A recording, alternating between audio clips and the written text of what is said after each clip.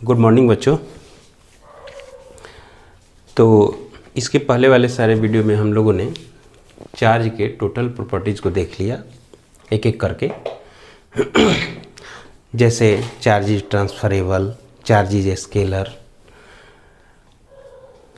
Charge is quantized, charge is conserve, like charges repel each other, unlike charges attract each other. तो ये सब सारे हम लोग प्रॉपर्टी देख लिए। तो अब देखेंगे कि चार्ज और मास में डिफरेंस क्या है। बहुत सारा हम लोग पढ़ लेते हैं कंसेप्ट, दो क्वांटिटी के बारे में जान लेते हैं, डिफरेंस लिखना रहता है। बहुत बच्चों को तो दिक्कत होने लगती है कि उसमें क्या डिफरेंस दें। अब मान लेते हैं कि क्वेश्चन है तो 4 डिफरेंस लिखना ज़रूरी हो जाता है, 3 से 4 डिफरेंस। 3 नंबर का क्वेश्चन है तो 5 डिफरेंस लिखना ज़रूरी हो जाता है। तो इस तरह से आज हम लोग ज़्यादा नहीं देखेंगे, बस चार्ज और मास में डिफरेंस ही देखेंगे कि क्या है। तो चलिए चार्ज और मास में डिफरेंस देखते हैं। इधर लिखते रहा हूँ चार्ज और इधर मास। तो चलिए पहला डिफरेंस हो जाएगा कि चार्ज जो है जैसे डिराइव्ड क्वांटिटी है, इट इज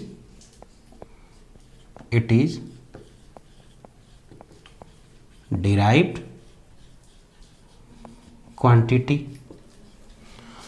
और ये क्या हो जाएगा, इट इज फंडामेंटल क्वांटिटी। मास क्या है, फंडामेंटल क्वांटिटी। इसी तरह खोजना है कि हम क्या डिफरेंस दें। जैसे दूसरा में क्या दे सकते हैं, जैसे अगर दे सकते हैं कि चार्ज स्केलर है तो मास भी स्केलर है, तो ये तो डिफरेंस नहीं हुआ, ये तो सिमिलरिटी हो गया, है कि नहीं। तो यूनिट दे सकते हैं, तो यूनिट यहाँ ऐसा यूनिट लिख रहे हैं, unit of charge is coulomb को C से डिनोट करते हैं। और unit of mass is kilogram. चलिए मैं केजी लिख दे रहा हूँ। अब थर्ड में क्या दे दें,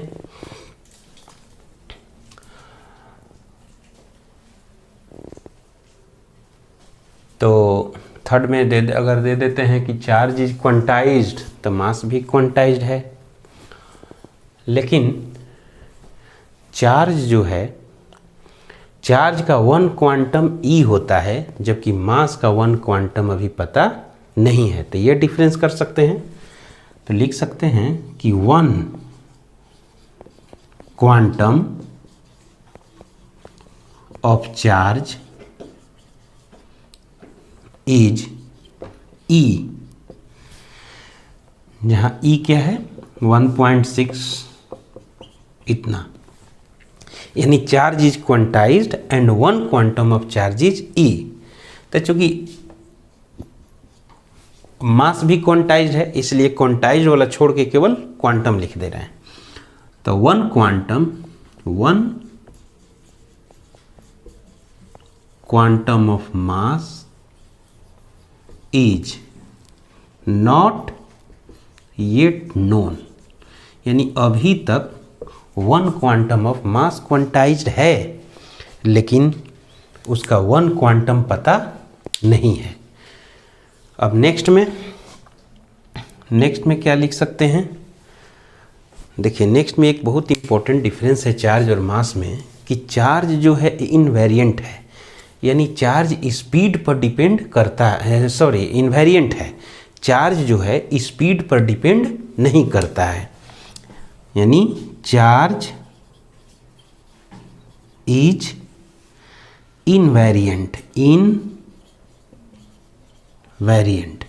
इनवेरिएंट का मतलब होता है कि इट इज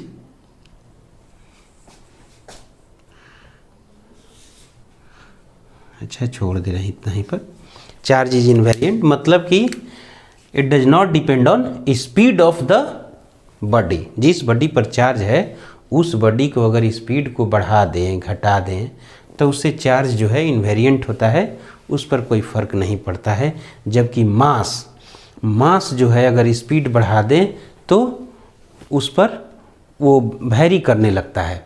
जैसे अगर किसी बॉडी का स्पीड अगर हम बढ़ा दें तो आइंस्टीन के मैकेनिक्स के अनुसार उसका मास बढ़ जाता है।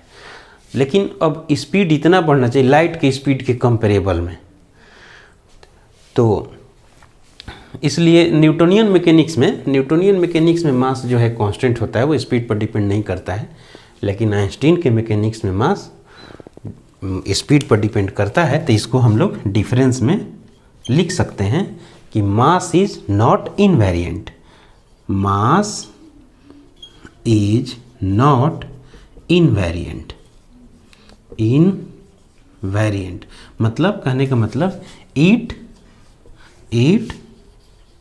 Depends on speed. ये स्पीड पर डिपेंड करता है। अब फिफ्थ डिफरेंस में क्या लिख दें, तो ये हो गया अगर चार्ज इज कंजर्व लिखें तो मास इज कंजर्व भी हो जाएगा, तो सिमिलरिटी हो जाएगा। यहाँ देखिए सिमिलरिटी भी देख लेते हैं। जैसे सिमिलरिटी में मास स्केलर चार्ज स्केलर तो सिमिलरिटी हो गया, चार्ज क्वांटाइज्ड मास क्वांटाइज सिमिलरिटी हो गया, चार्ज कंजर्व मास कंजर्व तो ये सिमिलरिटी हो गया। लेकिन हम लोग को लिखना है डिफरेंस। तो पांचवा डिफरेंस में लिख सकते हैं कि चार्ज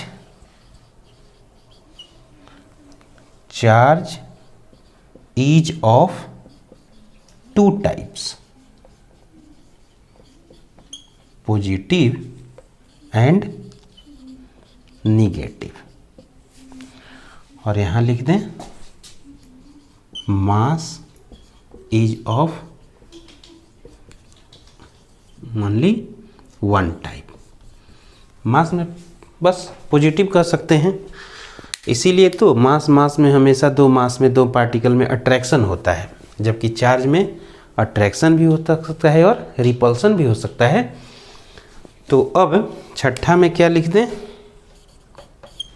छठा डिफरेंस। अब इसी सारा प्रॉपर्टी हम लोग को पता है, इसी में से खोजना है। तो छठा में लिख सकते हैं कि अगर चार्ज जो होता है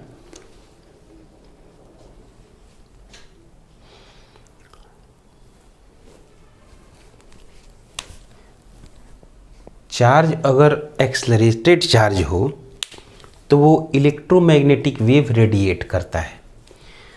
लेकिन मास अगर एक्सलरेटेड हो जाए तो उस रेडिएशन कुछ नहीं करता है। यानी accelerated charge radiate electromagnetic wave, जबकि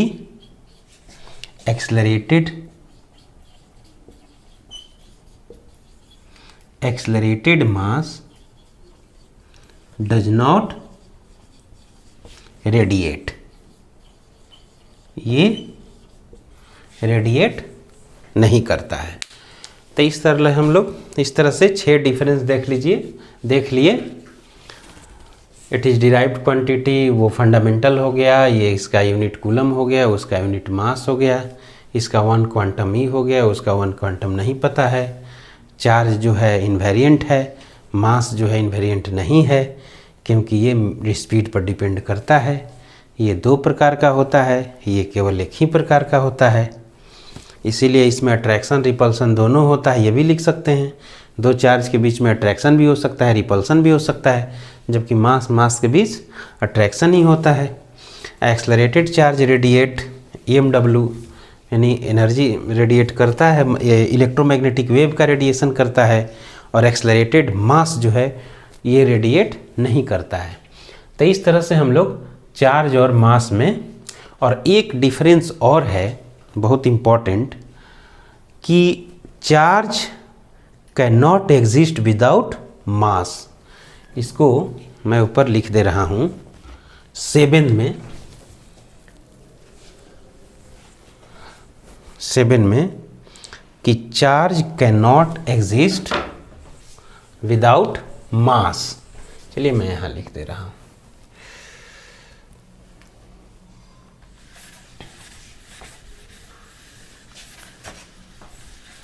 यहाँ लिख दे रहा हूँ 7 में कि चार्ज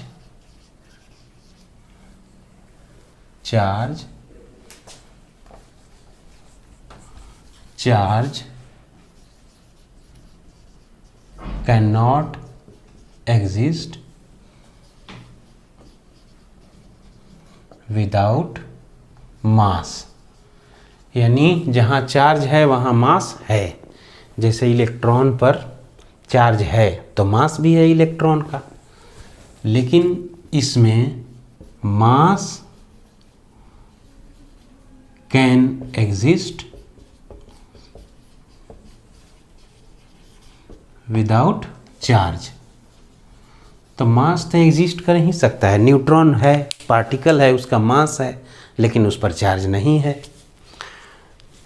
तो इस तरह से बहुत सारा एटम है, हर न्यूट्रल एटम चार्जलेस होता है, जबकि उस पर मास क्या है, मास है एटम का। तो इसलिए मास एग्जिस्ट कर सकता है बिना चार्ज के, लेकिन चार्ज एग्जिस्ट नहीं कर सकता है बिना मास के। तो इस तरह से ये डिफरेंस हो गया 7, बहुत डिफरेंस हो गया, इतना काफ़ी है। तो इस तरह से आज हम लोग देखें, और नेक्स्ट जो हम लोग पढ़ेंगे अब मेथड ऑफ चार्जिंग, वो अगले क्लास से पढ़ेंगे। वो भी समझने वाला है मेथड ऑफ चार्जिंग में, जैसे charging by friction, charging by conduction, charging by induction, जिसमें इंडक्शन हर समझने वाला है, इंडक्शन सबसे ज़्यादा इम्पोर्टेंट है।